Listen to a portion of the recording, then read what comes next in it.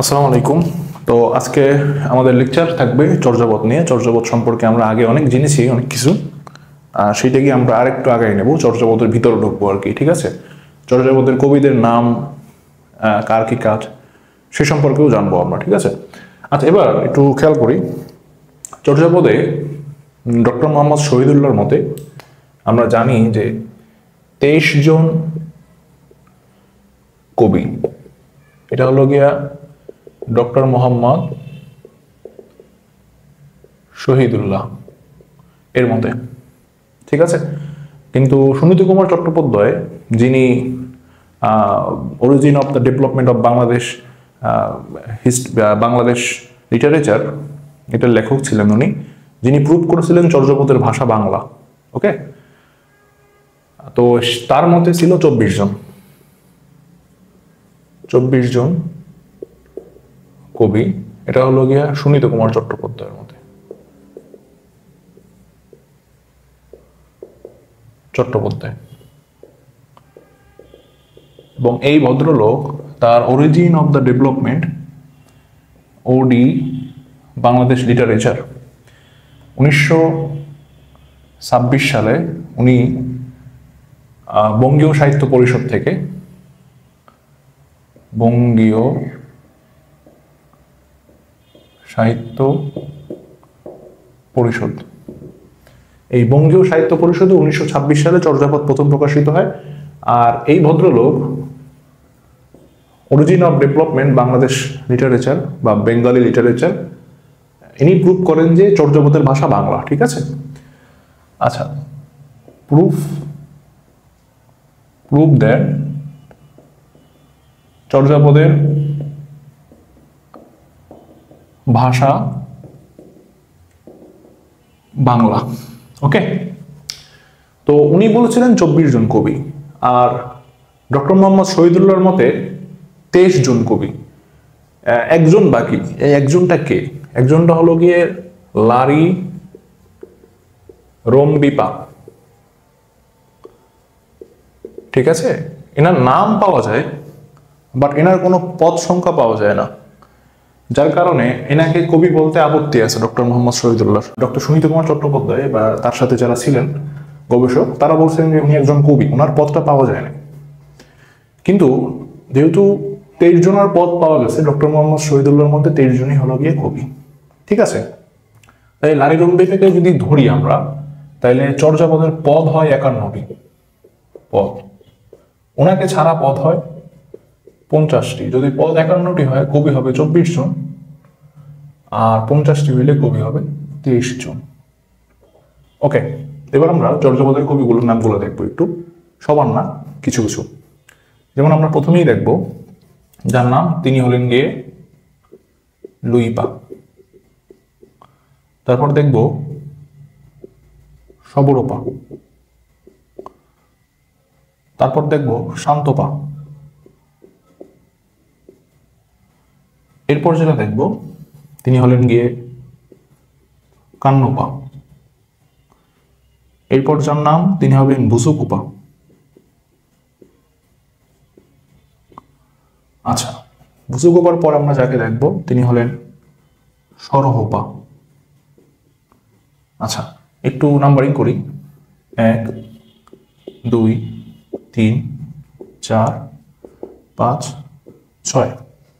আচ্ছা, 7 নম্বরে যার নাম দেখব, তিনি একজন মহিলা কবি, কুকুরিপা।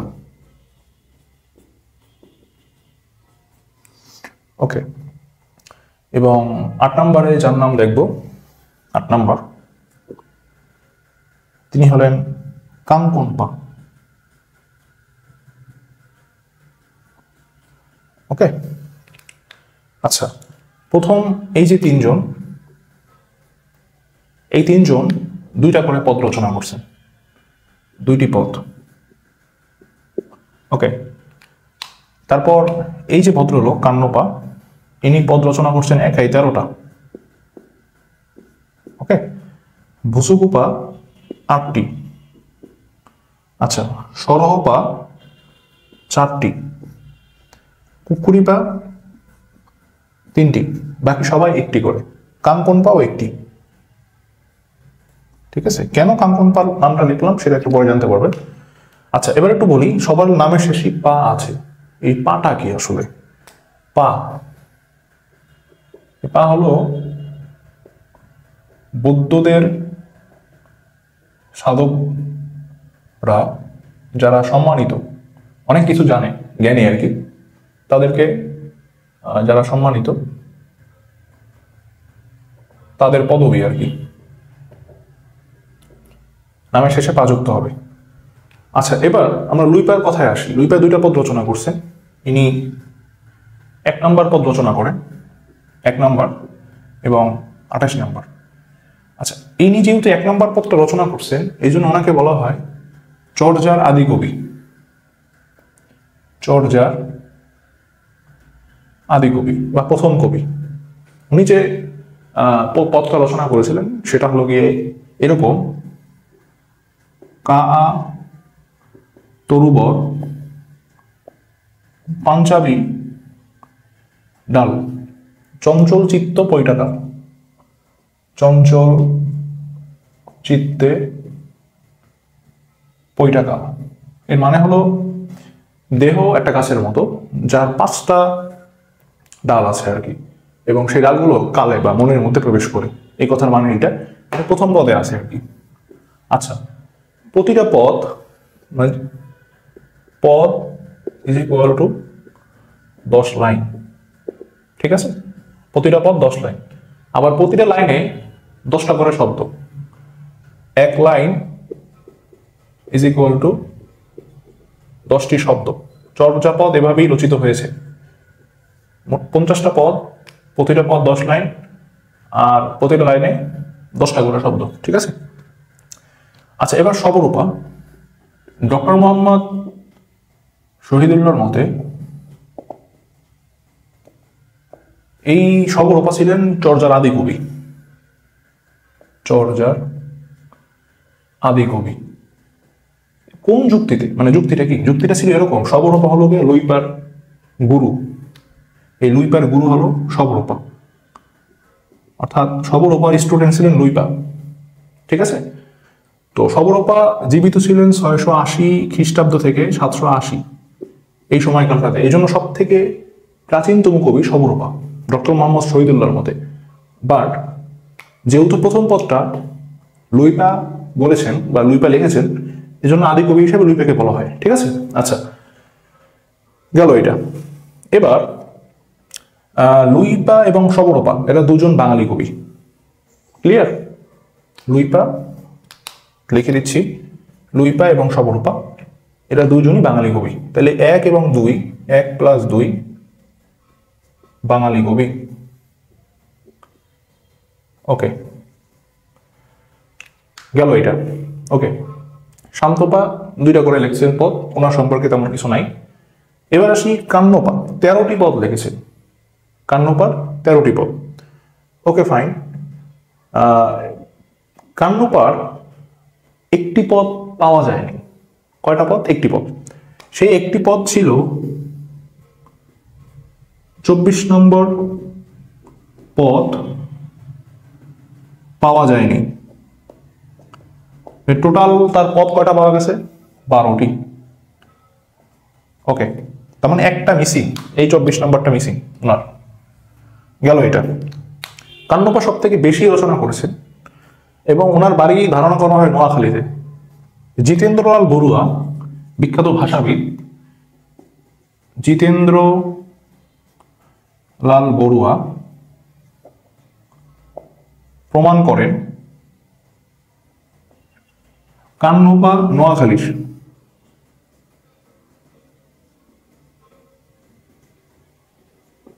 ওকে, তো কান্নপাও কিন্তু বাঙালি, কিন্তু এটা জিতেন্দ্রলাল বড়ুয়া প্রমাণ করেন, বাট আমাদের এখনো ওরকম প্রমাণ হয়নি।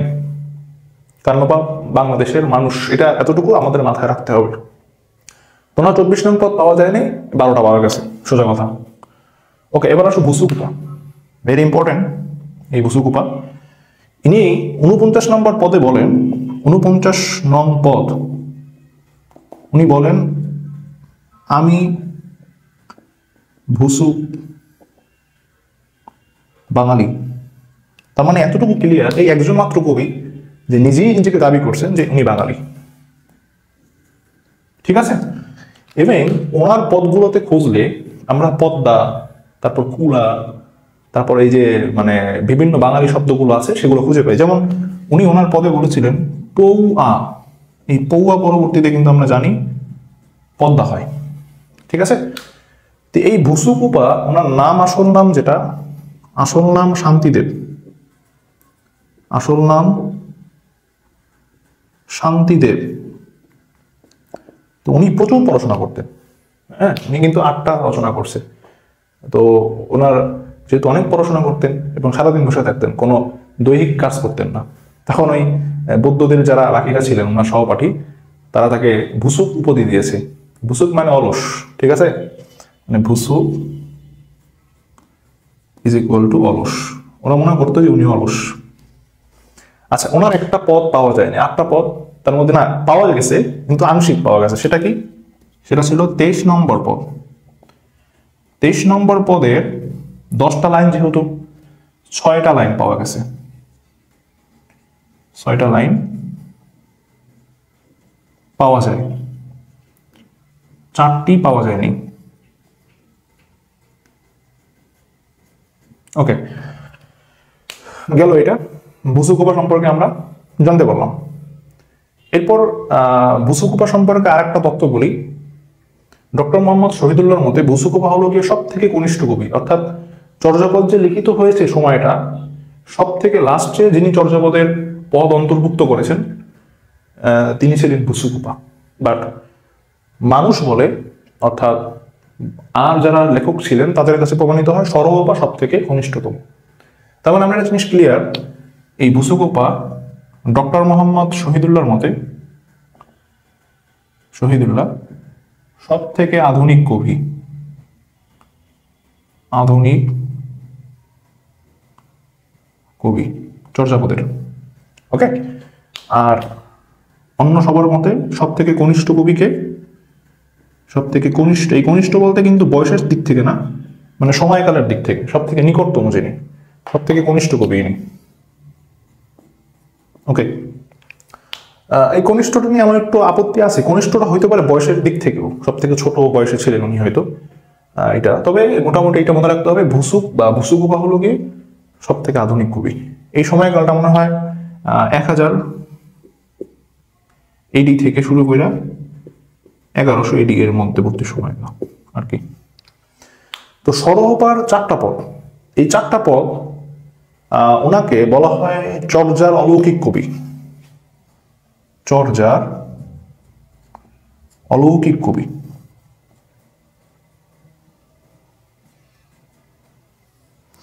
মেবি উনি কিছু অলৌকিক কাজকর্ম করে দেখাইতেন, এই জন্য ওনার নাম হয় অলৌকিক কবি। উনি মেবি আসামের কোন একটা রাজ্যের রাজা ছিলেন, পরবর্তীতে বৌদ্ধ ধর্ম গ্রহণ করে উনি সিদ্ধ লাভ করেন, এবং সিদ্ধ লাভ করে এরকম অলৌকিক কবি হন। কুকুরিবা, ওনার পদ 3টা, এর মধ্যে একটা পদ হারিয়ে গেছে। সেই পদটা কোনটা? 48 নং পদ হারানো। তার মানে 2টা বাকি আছে মাত্র ওনার। উনি একজন মহিলা কবি, চর্যার মহিলা কবি। এটা প্রুভেন না, বাট ওনার ভাষা দেখে মনে হয় উনি একজন মহিলা। ওনার ভাষাটা কিছুটা ইতরবাচক, মানে গ্রাম্য টাইপের, ঠিক আছে, মানে ইতরবাচক বা গ্রামীণ টাইপের, ইতরবাচক বা গ্রাম্য ভাষায় লেখা। ওকে, তাহলে একটু খেয়াল করি, 48 নং পদ হারানো ছিল, 24 নং পদ পাওয়া যায় নাই। আমরা 9 নম্বরে আরেকজন কবির নাম জানবো, ওনার নাম তন্ত্রিপা। এই তন্ত্রিপা 25 নম্বর পদ উনি লিখেছিলেন, 25 নং। এই পদটাও পাওয়া যায় না আর কি। তাহলে পদ পাওয়া যায় নাই 25 একটা, 24 2টা, 48 3টা পদ পুরোপুরি পাওয়া যায় না। আর একটা পদ যেটা 23 নম্বর পদ, সেই 23 নম্বর পদে 6টা লাইন পাওয়া যায়, 4টা পাওয়া যায় না, মানে আংশিক, অর্ধেক। তো 50টা যদি পদ হয়, সেই 50টা থেকে আমরা পাই যদি 3টা থাকে 47, একটা যদি অর্ধেক পাওয়া যায় তাহলে 46.5, 50টা হইলে 46.5টি পদ এইটা পাওয়া যায়। ঠিক আছে, তাহলে আমরা মনে রাখবো 46.5টি পদ চর্যাপদে খুঁজে পাওয়া গেছে।